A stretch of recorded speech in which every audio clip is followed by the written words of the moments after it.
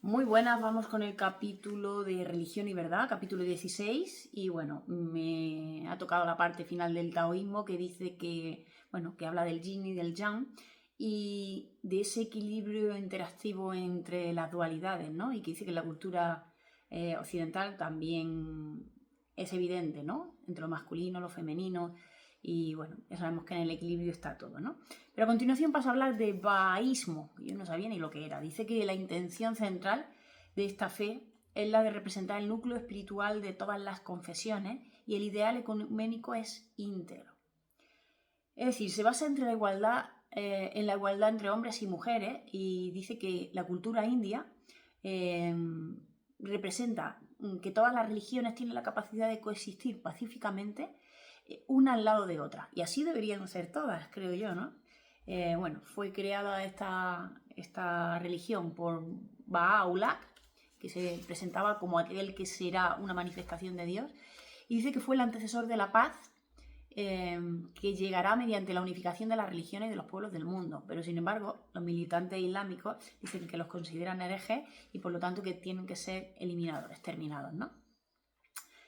A continuación nos habla de los nativos americanos, que dice que no hay muchos estudios sobre esto, por lo menos muy profundos, pero dice que la espiritualidad de los nativos americanos calibra en más de 500, porque dice que tienen un reconocimiento de Dios como el gran espíritu creador, como la fuente o la esencia de toda vida, y por lo tanto a Dios lo consideran sagrado, ¿no? Y además que lo aplican en su vida diaria.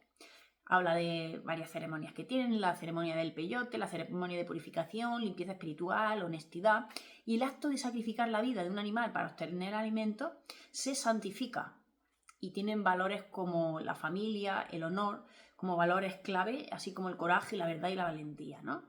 Y aquí nos habla que el doctor David Hawkins, fue a uno de los rituales, ¿no? De las ceremonias que celebraban, que se llamaba la danza de los antílopes, y dice que no dejaban ir a los blancos porque previamente los que habían ido se reían de ellos, ¿no?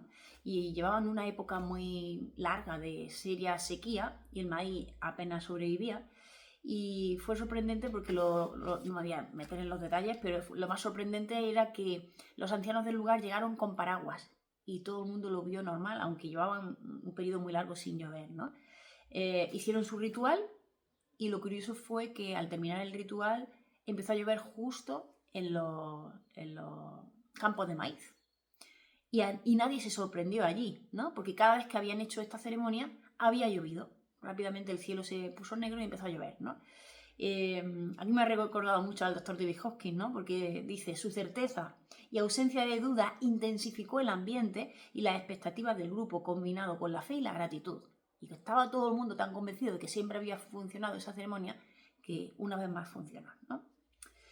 A continuación nos habla de la religión y la América tradicional, ¿no? Y nos dice que, bueno, pues que en Estados Unidos la mañana del domingo siempre fue sagrada, porque era el gran acontecimiento, todo el mundo iba a la iglesia y se cerraban bares, tiendas, comercios, todo, ¿no? Sin embargo, en la religión judía eran los sábados. Y en la América tradicional siempre se han respetado los protestantes, los católicos y los judíos, ¿no? ¿Por qué? Porque dentro de su fe había una gran obra benevolente a la sociedad a través de hospitales, a través de otras obras de caridad. Y ahí el gobierno no se metía porque ahorraban mucho dinero a la sociedad haciendo todas esas obras caritativas, ¿no? Dice que había unas relaciones entre las escuelas religiosas parroquiales, las instituciones médicas, que había mucho voluntario médico que atendían, la filantropía y el público, ¿no? Incluso el gobierno local intervenía y todo funcionaba de forma armoniosa y todos se beneficiaban mutuamente, ¿no? Ese sistema calibraba en 415, bastante elevado, ¿no? Pero poco a poco, cuando el concepto de caridad, bueno, en este caso, como el concepto de caridad era íntegro, pues había un servicio desinteresado y benévolo, ¿no? Pero dice que a partir de los años 70 y de ahí en adelante, que el sistema se fue secularizando, es decir, dejó de ser tan religioso y los avances políticos y legales lo fueron desmantelando, ¿no? ¿Cómo pasa? Cuando entra la política, todo se va al traste, ¿no? Y ahí empezaron a subir los costes de todos esos servicios, los costes públicos para todas esas obras benéficas, ¿no?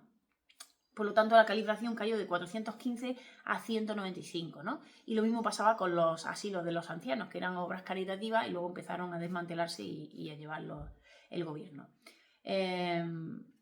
Como como vemos, el descenso de la calibración es evidente y desciende por la intención, ¿no? Además de incrementar el costo. La práctica individual, dice, de estos médicos sigue calibrando alta, 430, 440, y dice que incluso hay un grupo de personas de estos médicos que les llaman los culturales creativos, que se siente atraído hacia que hay un grupo de personas que siguen estos médicos y que se siente atraído hacia médicos y terapeutas de orientación espiritual. En Estados Unidos quizás está más extendido que aquí en España, ¿no? Y ese grupo de personas calibran en 499, 70 puntos por encima de la medicina secular. Y además las tasas dicen que la recuperación de los pacientes es un 22% mayor que la medicina convencional, ¿no? Esto es muy significativo, ¿no? También nos habla de la consulta que tuvo el doctor David Hopkins en Estados Unidos, porque dice que era una consulta psiquiátrica de orientación espiritual y holística y era la más grande de Estados Unidos en su especialidad.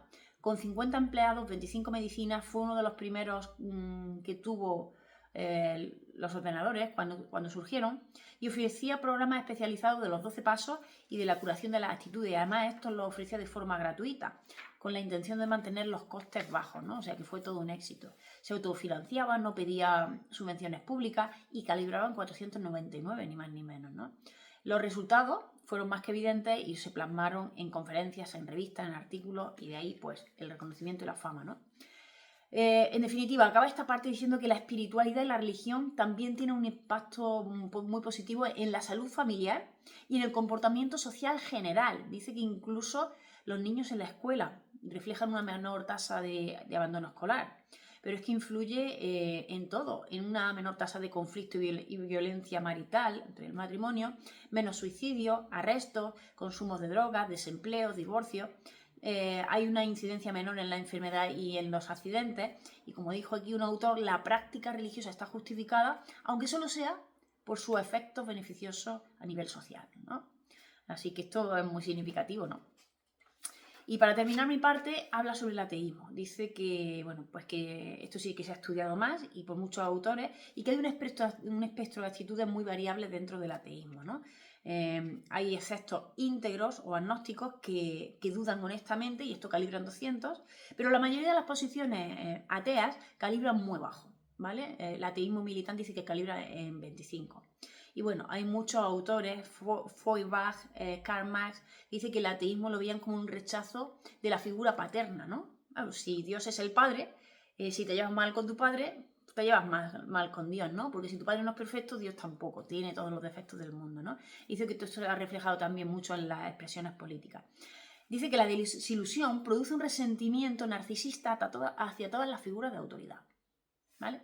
Y desde este punto de vista, la evolución de la conciencia, y desde la evolución de la conciencia, el ateísmo es el resultado de la negativa o de la incapacidad de soltar la ilusión de que el cuidado narcisista del ego es soberano y es la fuente de nuestra vida y de nuestra existencia. Es decir, nos cuesta renunciar a que el ego no sea el poderoso, el que manda, el creador de todo, ¿no? Dice que incluso en eso se basa el éxito de los videojuegos, ¿no? En los videojuegos se refuerza la ilusión de tener el control, de ser el soberano y de ser el capitán de tu propia alma, ¿no? La renuncia a la ilusión de la soberanía es la esencia de la experiencia de tocar fondo, que es transformadora, ¿no? Y que también es la clave de la verdadera experiencia de la conversión, así como una de las principales consecuencias de la experiencia cercana a la muerte, ¿no? Así que termina diciendo algo sorprendente: el ateísmo se basa en la fe, pero en la fe en la falsedad. Y aquí lo dejo porque ya se ha hecho bastante largo. Nos vemos.